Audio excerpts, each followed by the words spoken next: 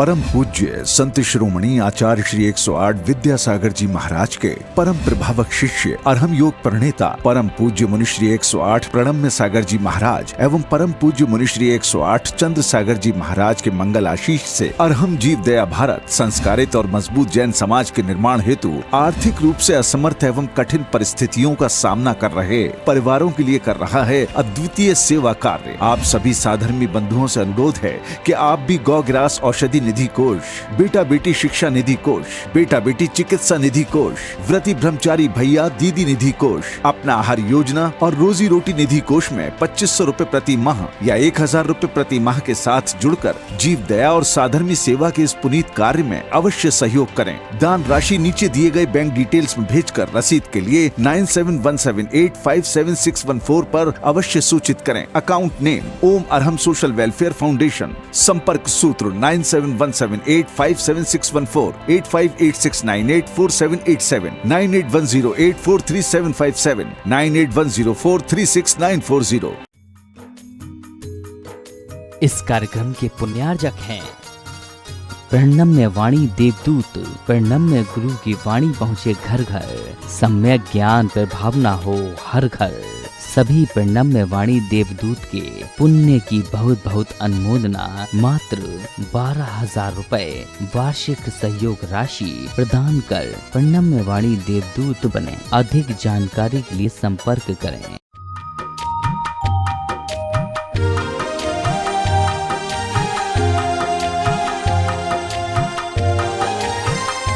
ओम अरहम नमः। अरहम 40 के 38वें दिन में आप सभी का स्वागत है। आचार्य गुरु श्री विद्यासागर जी महाराज की जय।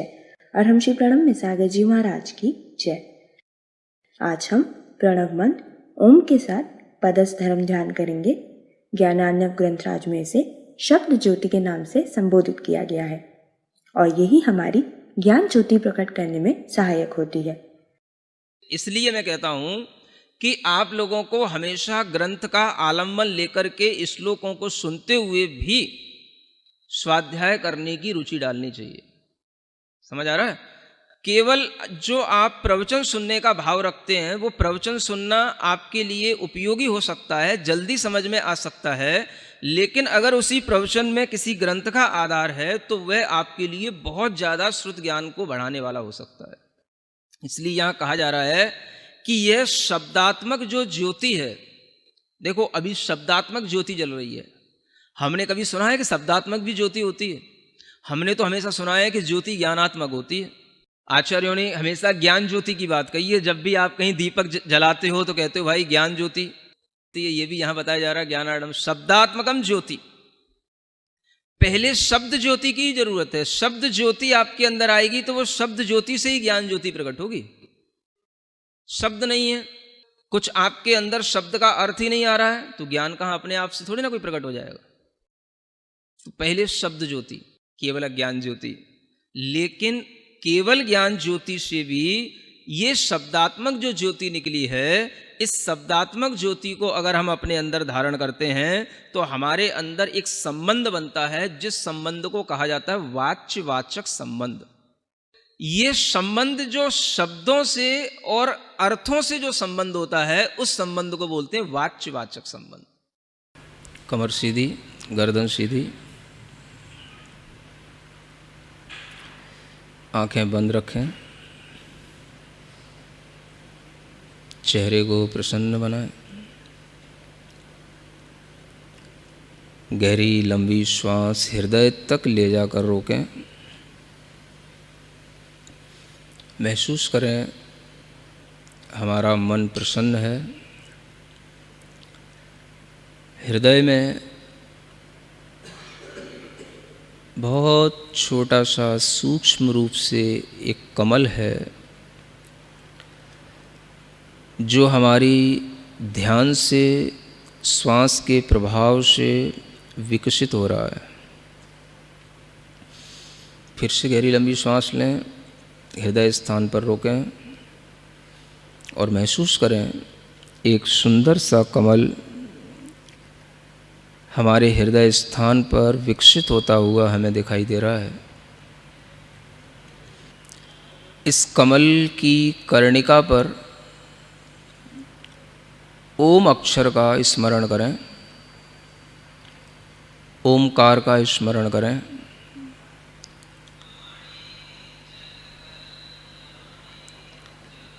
इस ओम की आकृति को अपने मन में लाने के लिए इस ओम का एक बार नाद करें।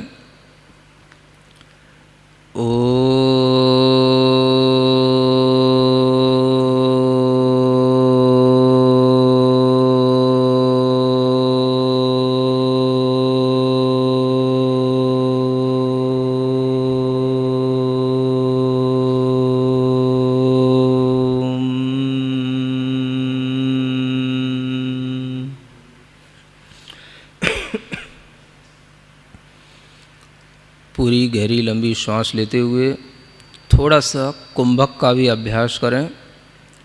गहरी लंबी श्वास अपने नाभि स्थान तक ले जाएं और उस श्वास को थोड़ी देर रोकें, धीमे धीमे श्वास को छोड़ें।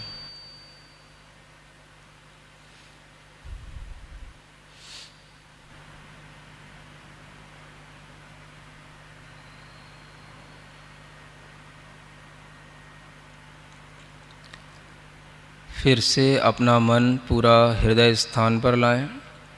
हृदय कमल की मध्य कर्णिका पर ओंकार का स्मरण करें। उस कमल के चारों ओर बहुत सारे पत्ते हैं, दल हैं, कमल की पाखुड़ियाँ खिली हुई हैं। उन पाखुड़ियों पर हम स्वर और व्यंजनों का स्मरण करेंगे। पहली पाखुड़ी पर स्वरों का अंकन्यास करें। अ आ, इ ई, उ ऊ, री रि री, लिरी लिरी, ए ऐ, ओ औ, अंग ह। उसी के बगल में दूसरी पाखुड़ी पर कवर्ग का पूरा उल्लेख करें। क ऊपर से कमल दल की पाखुड़ी के ऊपरी सिरे से निचले सिरे की ओर लाते हुए कर्णिका की ओर आते हुए क, उसके नीचे ख, ग, घ, ञ।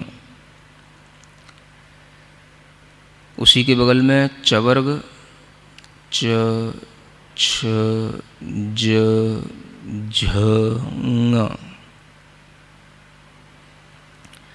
उसी के बगल में टवर्ग ट, ठ, ड, ढ, ण। उसी के पास तवर्ग त, थ, द, ध, न। उसी के बगल की पाखुड़ी पर पवर्ग का प, फ, ब, भ, म।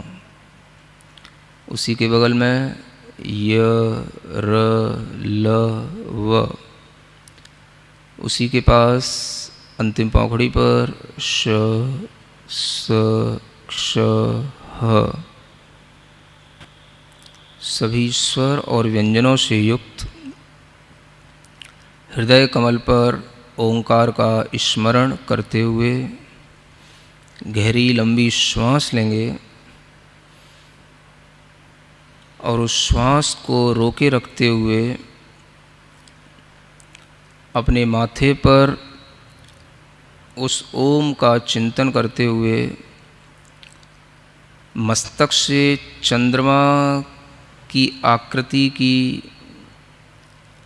एक रेखा मस्तक पर महसूस करते हुए अनुभव करेंगे कि वहाँ से कुछ अमृत जैसा झर रहा है, जिससे यह ओम सिंचित हो रहा है और यह ओम उस अमृत के सिंचन के साथ में धीमे धीमे मेरे पूरे शरीर में व्याप्त हो रहा है।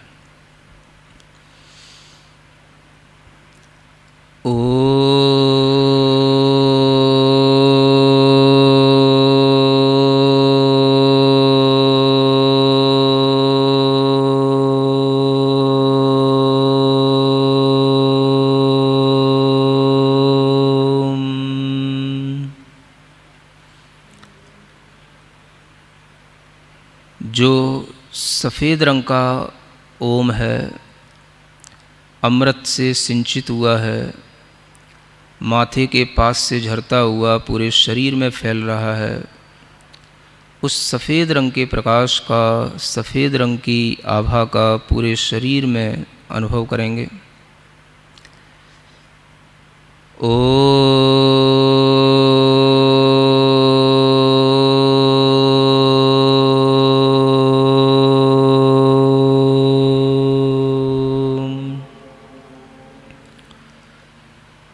एक गहरी लंबी श्वास लेते हुए एक ओम को अपने नाभि स्थान पर स्थित देखेंगे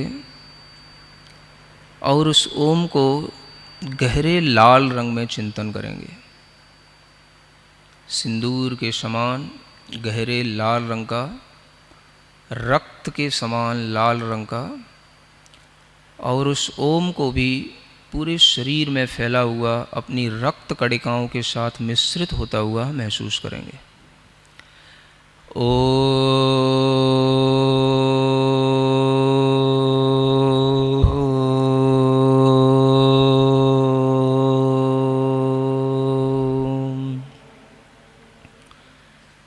महसूस करें हमारे शरीर में जो ब्लड होता है उसमें दो ही प्रकार के सेल्स होते हैं, वाइट और रेड।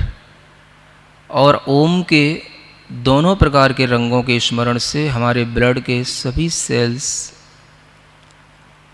बिल्कुल बैलेंस्ड हो रहे हैं, सभी में एनर्जी आ रही है।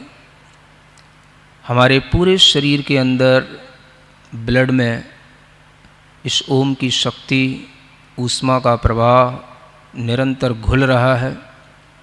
सफ़ेद और लाल रंग की वह रक्त कोशिकाएं अपना काम पूर्ण रूप से सही कर रही हैं। जब भी कभी इन ब्लड सेल्स में कमी आ जाती है तभी कैंसर, ट्यूमर, अनेक तरह के ब्लड के कैंसर, ब्लड की प्रॉब्लम्स, ये सब रोग इसी कारण से उत्पन्न होते हैं। इसलिए लाल और सफ़ेद रंग दोनों से मिश्रित हुआ ओम का ध्यान अपने पूरे शरीर के अंदर करें। कोई भी शरीर के अंग में वह स्थान न रह जाए जहाँ पर यह लाल और सफ़ेद रंग का प्रकाश घुल मिल न रहा हो। पूरे जोर के साथ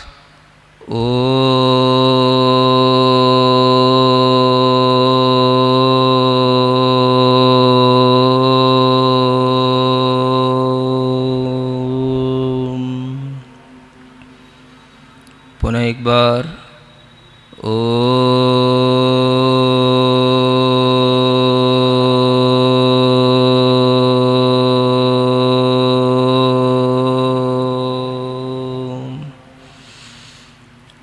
देखें पूरे शरीर के अंदर एक महातत्व फैला हुआ है, महामंत्र है, महाबीज पद है जो बहुत प्रभाव से संपन्न है।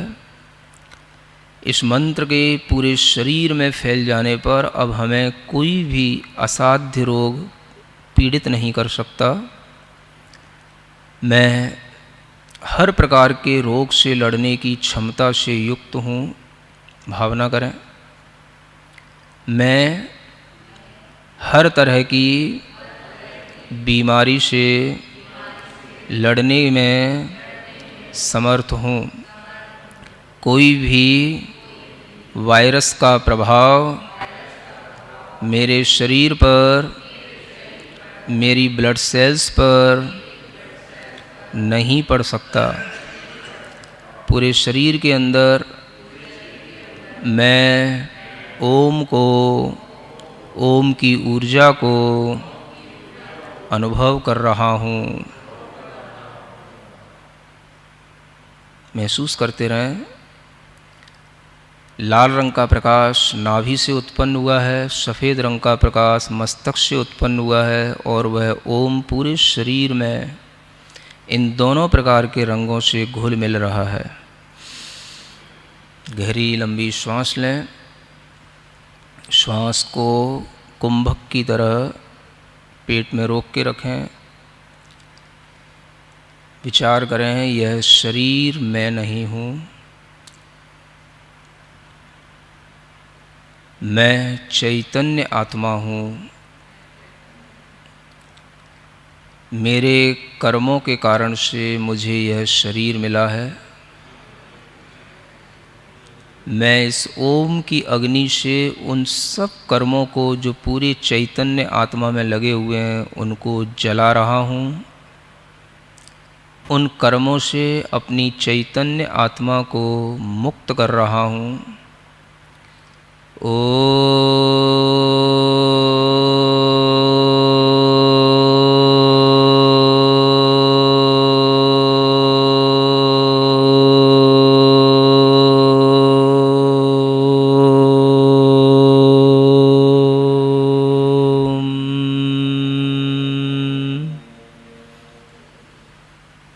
महसूस करें पूरे शरीर में फैली हुई चैतन्य आत्मा से जुड़े हुए सभी कर्म भाग रहे हैं, नष्ट हो रहे हैं, दब रहे हैं और मेरा आत्मा शुद्ध हो रहा है, स्वस्थ हो रहा है।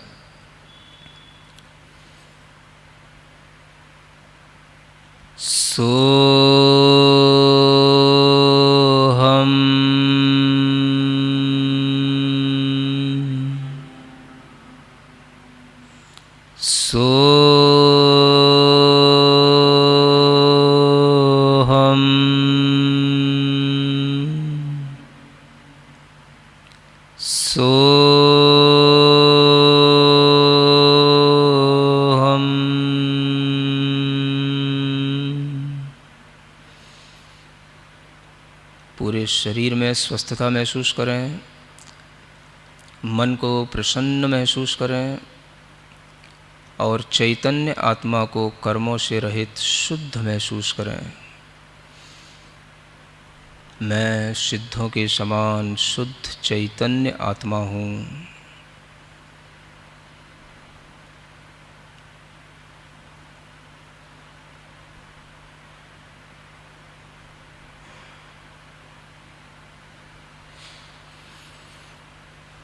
अपनी दोनों हथेलियाँ घिसकर आँखों पर रखें। ओम अरहम परम शांति। पूरे शरीर में अपने हाथ का स्पर्श करके जो भी लोग कहीं पर रोगी होकर के दुखी हैं, जिनको अनेक तरह के कोरोना, कैंसर आदि की बीमारियां हैं, उन सब के लिए अपनी यह शुद्ध ऊर्जा, शुद्ध भावना पहुंचाएं और भावना करें, सर्वे भवन्तु सुखिनः, सर्वे सन्तु निरामयाः, सर्वे भवन्तु सुखिनः, सर्वे सन्तु निरामयाः। जीवन्तु जन्तवः सर्वे, जीवन्तु जन्तवः सर्वे, व्याधिव्यसनवर्जितं, व्याधिव्यसनवर्जितम्।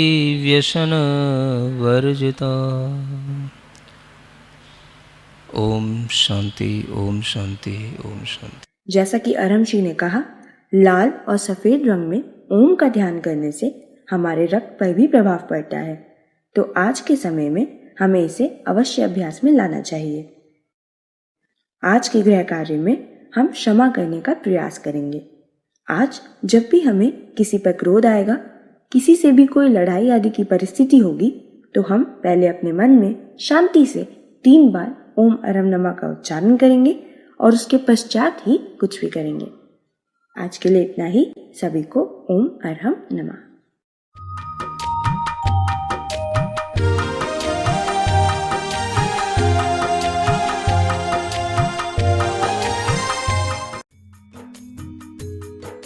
इस कार्यक्रम के पुण्यार्जक थे प्रणम्य वाणी देवदूत, प्रणम्य गुरु की वाणी पहुँचे घर घर, सम्यक ज्ञान पर भावना हो हर घर।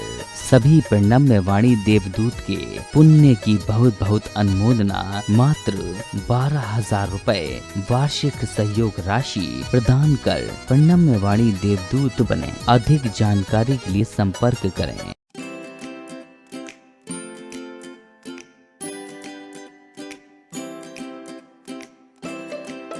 पृथ्वी को कौन घुमाएगा? किससे घूम रही पृथ्वी? लॉजिक दो कुछ। कहां से घूम रही पृथ्वी? किसके कारण से घूम रही? कौन घुमाने वाला है? कुछ बताओ तो। हवा घुमा रही है? कौन घुमा रहा है? हवा का घूमना है तो फिर हवा तो हमेशा अपनी डायरेक्शन बदलती रहती है। कभी पूरब से हवा चलती, कभी उत्तर से हवा चलती, तो कभी पृथ्वी इधर घूमेगी, कभी उधर घूमनी चाहिए।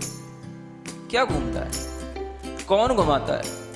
अगर कोई पृथ्वी को, और जिसकी भी स्पीड बताई जाती है लाखों किलोमीटर में, वो इसकी जो है स्पीड से घूम रही है, इतनी स्पीड से अगर कोई चीज़ घूमेगी तो उसके आश्रित रहने वाला जो जल होगा, समुद्र होगा, उनका पानी कहाँ जाएगा?